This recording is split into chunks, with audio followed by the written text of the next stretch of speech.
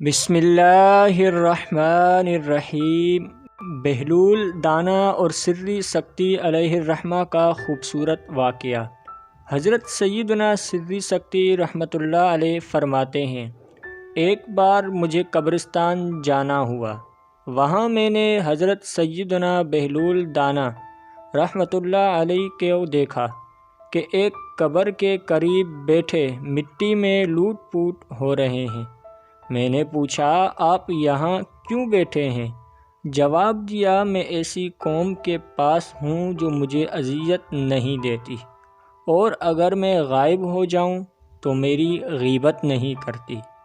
میں نے عرض کی، روٹی مہنگی ہو گئی ہے؟